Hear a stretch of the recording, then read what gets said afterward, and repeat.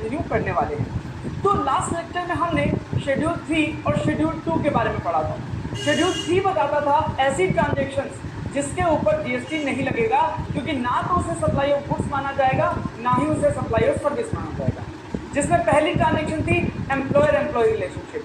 अगर कोई सैलरी पे की गई है तो उसके ऊपर जीएसटी नहीं लगेगा। उसके अंदर बहुत सारी चीजें आती थी, जैसे अगर आपने प्री मेच्योर टर्मिनेशन के लिए अमाउंट पे कर दिया, कैजुअल वर्कर को वेजेस पे कर दी, किसी डायरेक्टर को सैलरी पे कर दी अंडर सेक्शन 192 जिसमें टीडीएस कटा है, तो उसके ऊपर जीएसटी नहीं लगेगा। लेकिन अगर आपने कॉन्ट्रैक्चुअल बेसिस पे लेबर लगाई है और नॉन कम्पीट फीस पे किया है, या फिर डायरेक्टर को रेम्यूनरेशन पे करी है जिसपे टीडीएस अदर देन 192 काटा है, तो ऐसे केस में उसके ऊपर जीएसटी लग जाएगा। कोर्ट ने ट्रिब्यूनल ने सर्विसेज दी है तो उसके ऊपर जीएसटी नहीं लगेगा, लेकिन आर्बिट्रल ट्रिब्यूनल ने दी है तो लग जाएगा। सर्विस अगर MP MLA member of local authority, कोई चेयरमैन है जो कि बॉडी स्टैब्लिश की गई है सेंट्रल गवर्नमेंट के द्वारा उसका, और कोई कॉन्स्टिट्यूशनल पोस्ट पे बंदा बैठा है तो उसके द्वारा प्रोवाइड की गई सर्विसेज पे जीएसटी नहीं लगेगा। कोई funeral, burial, crematory, mortuary, transportation of deceased की सर्विस पे नहीं लगेगा, सेल ऑफ लैंड पे नहीं लगेगा, सेल ऑफ बिल्डिंग पे नहीं लगेगा। सेल ऑफ बिल्डिंग को हम आगे जाके शेड्यूल 2 में डिस्कस करेंगे। उसके बाद एक्शनेबल क्लेम है other than specified actionable claim, तो उनके ऊपर जीएसटी नहीं लगेगा। तो स्पेसिफाइड एक्शनेबल क्लेम कौन से हैं? Lottery, batting, gambling, casino, horse racing और आपका ऑनलाइन मनी गेमिंग, ये 6 चीजें स्पेसिफाइड एक्शनेबल क्लेम में आती हैं।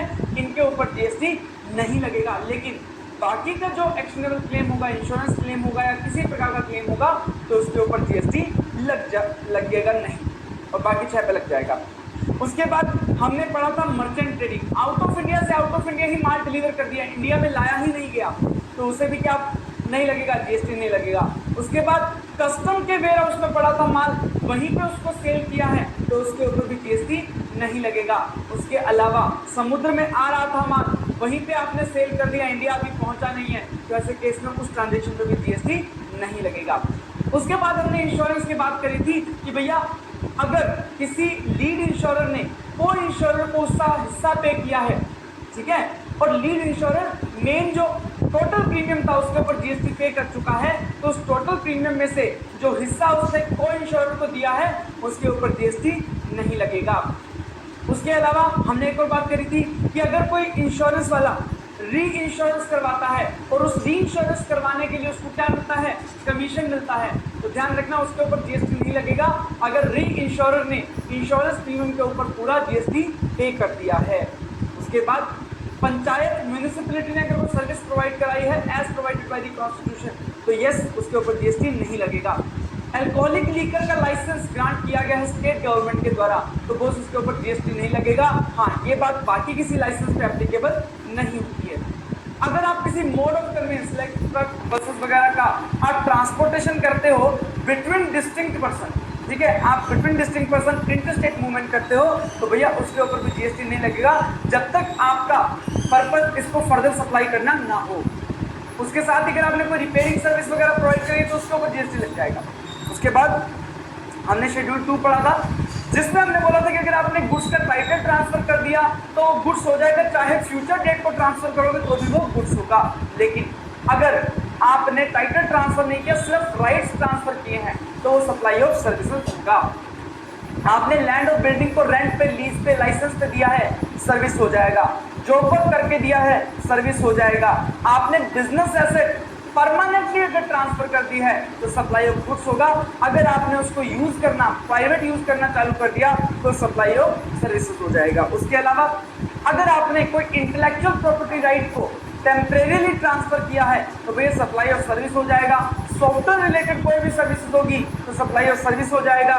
और अगर आपने कोई एक्ट को करने के लिए पैसा दिया है टू डू एन एक्ट, या फिर किसी काम को ना करने के लिए to refrain from an act, और किसी चीज को टॉलरेट करने के लिए टॉलरेट एन एक्ट और सिचुएशन, अगर आपने पैसा दिया तो सप्लाई ऑफ सर्विस कहलाएगा। इसके अलावा अगर किसी प्रकार का लिक्विडेटेड डैमेजेस है, अर्ली टर्मिनेशन ऑफ कॉन्ट्रैक्ट के लिए पैसा मिल रहा है, फोरफीचर हो जाता है आपके अर्नेस्ट मनी डिपॉजिट का, क्योंकि आपने इमोल प्रॉपर्टी को एग्रीमेंट जो सेल था वो आपने ब्रीच कर दिया, इन सारी चीजों में आपका यहाँ पे सप्लाई नहीं होगा। चेक डिशोनल पेनल्टी हो, पेनल्टी आपकी वायलेशन को लॉ के लिए लगाई गई हो, उसके ऊपर भी जीएसटी नहीं लगेगा। आपने नोटिस पीरियड पूरा सर्व नहीं किया एज ए एम्प्लॉय तो आपकी सैलरी फॉरफिट कर ली गई, आपका बॉन्ड अमाउंट फॉरफिट कर लिया गया, ये भी आपका सप्लाई नहीं होगा। उसके अलावा अगर आपने लोन जल्दी क्लोज करवाया उसके लिए प्रीपेमेंट चार्जेस दिए गए हैं, या टिकट अमाउंट फॉरफिट कर ली गई क्योंकि आपने टिकट कैंसिल करवाई है, या फिर आपका लीज कॉन्ट्रैक्ट, तो ऐसे केस में सप्लाई हो जाएगा। अगर आपने लेट पेमेंट भी किया है किसी मेन सप्लाई के लिए, उसके लिए आपके ऊपर इंटरेस्ट वगैरह लगाए गए तो वो भी सप्लाई हो जाएगा।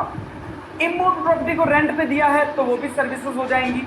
उसके अलावा रेस्टोरेंट सर्विसेज आपकी सर्विस की कैटेगरी में आएंगी, गुड्स की कैटेगरी में नहीं आएंगी।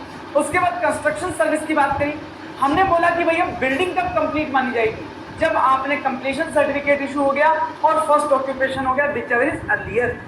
अगर उस बिल्डिंग कंप्लीट होने की डेट से पहले 1 रुपया भी मिल गया तो वो क्या हो जाएगा, सप्लाई और सर्विस हो जाएगा पूरा का पूरा। लेकिन अगर पूरा का पूरा पैसा उस बिल्डिंग कंप्लीट होने के बाद मिला है तो ऐसे केस में वहाँ पे सप्लाई नहीं होगा, शेड्यूल 3 में आ जाएगा। ठीक है, ये बात अभी तक हमने करी थी। अब आगे हम इस